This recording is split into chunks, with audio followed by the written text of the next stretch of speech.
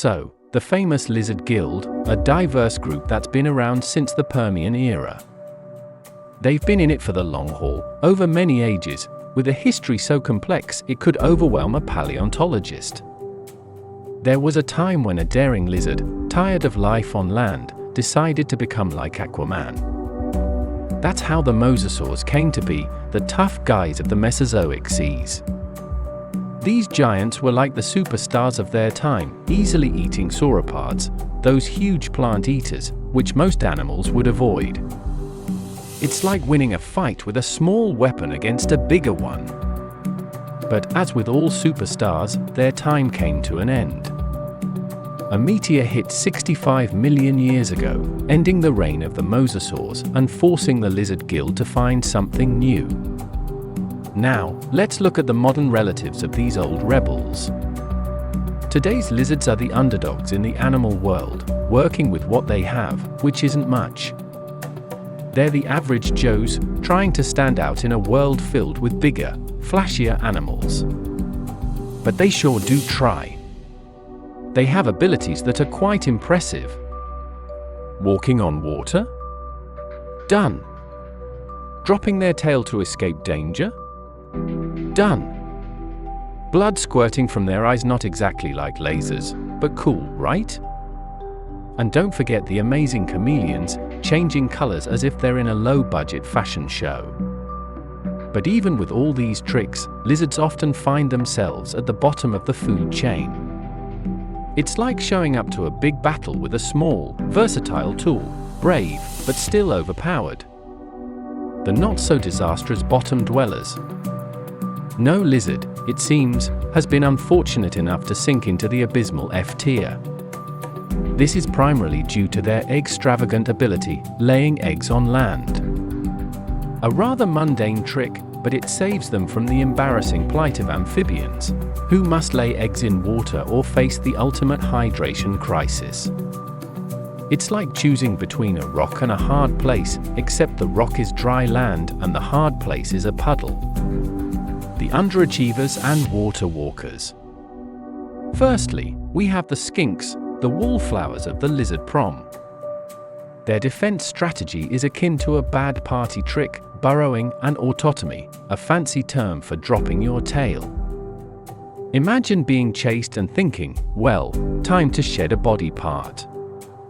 Sure, it might provide a quick escape, but it's like losing a limb to avoid a parking ticket, drastic and not always effective. Then there's the basilisk lizard, nature's answer to a daredevil with a questionable skill set.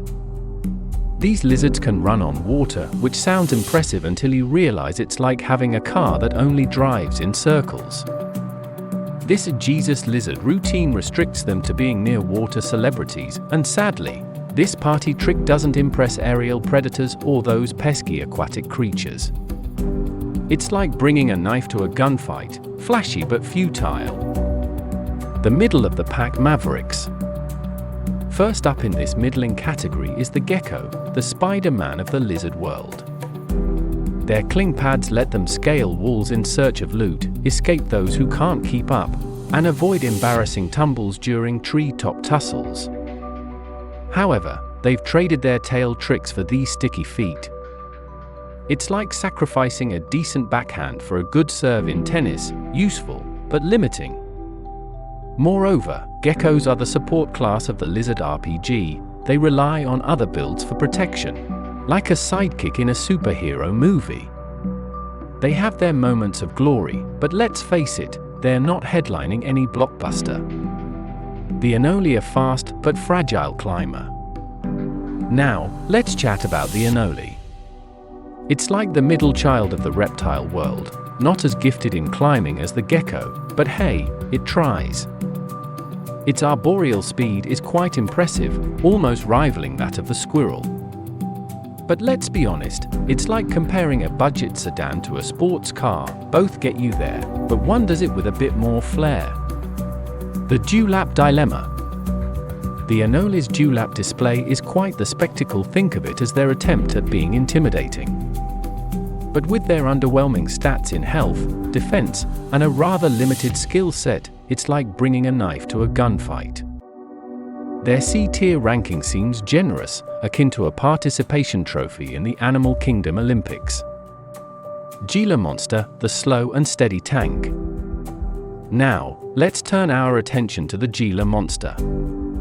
This lizard is the tank of the reptile world, armored and venomous. However, it moves at a pace that makes snails look speedy, chasing down prey or escaping danger. Forget about it.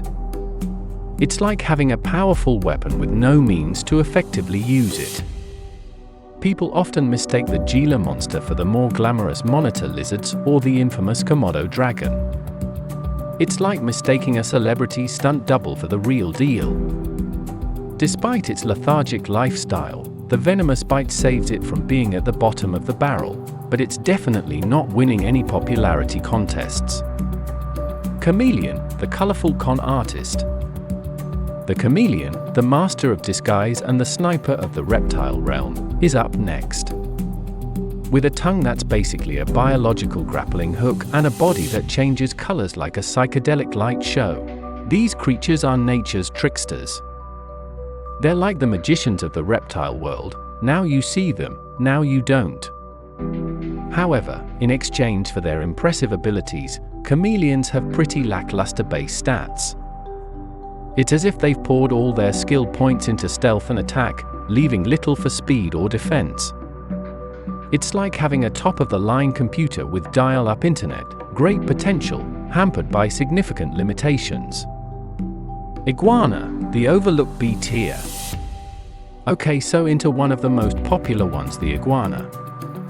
But we won't delve into their world here, as the folks at Tier Zoo have apparently covered them in their video Are Iguanas OP? This leaves us hanging, like a season finale cliffhanger, about whether iguanas are the unsung heroes or the overrated divas of the reptile tier list. The tegu, a reptilian dark horse. In the ever-shifting world of reptilian hierarchy, the tegu has emerged as a surprisingly strong contender, shaking up the local meta with the subtlety of a wrecking ball in a china shop. This creature's rise to a tier fame is attributed to its impressive base stats, which, let's face it, are akin to a student who's good at both sports and academics annoyingly overachieving. The tegu, in a not-so-subtle nod to the iguana, boasts similar stats but decided to trade in some mobility for a beefier defense. Think of it as choosing heavy armor over agility in a video game. But wait, there's more! These guys are also rocking a higher intelligence stat than most of their cold-blooded compatriots. This makes them decent support builds, akin to the nerdy sidekick in a superhero movie who somehow helped save the day. Their diet is another point of interest. Tegus, in a move that screams versatility, spec into omnivory. This means they aren't forced into the often messy business of PvP to level up. They're the survivalists of the lizard world, equally happy with a salad or a steak. However, they did opt for autotomy, which is basically like having an eject button for their tails. While it's a nifty trick, it's also why they're lounging in a tier instead of rubbing elbows with the elite in S tier. The mighty monitor lizard, the heavyweight champion. Now, let's shift our gaze to the creme de la creme of lizard kind, the monitor lizard.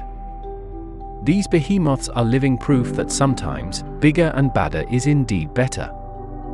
Boasting great base stats that echo the tegus, these lizards decided that they needed something extra to clinch that coveted S-tier spot. First off, they've got a tail whip that would make the iguana green with envy. It's like they took one look at the iguana's tail game and said, "Hold my beer." And if that wasn't enough, some of them decided to dabble in venom, a rarity in the reptile faction, adding a spicy twist to their already formidable arsenal. These scaly titans are also adept swimmers and climbers, though they won't be winning any races against the likes of the marine iguana or the gecko. It's more like watching a tank maneuver through an obstacle course, slow but unstoppable. Their pièce de résistance? A high defense stat that allows them to tank hits like a boss. It's as if they've decided that the best defense is not just a good offense, but an impenetrable one. And let's not forget, they didn't spec into autotomy. Why? Because they recognize the value of their tails as invaluable weapons, not disposable distractions. It's like they've read Sun Tzu's Art of War and decided to apply it literally. If you could design the ultimate lizard combining features from different species we've discussed, what would it look like and what abilities would it have? Get creative, share your lizard super species in the comments, and don't forget to like and subscribe for more.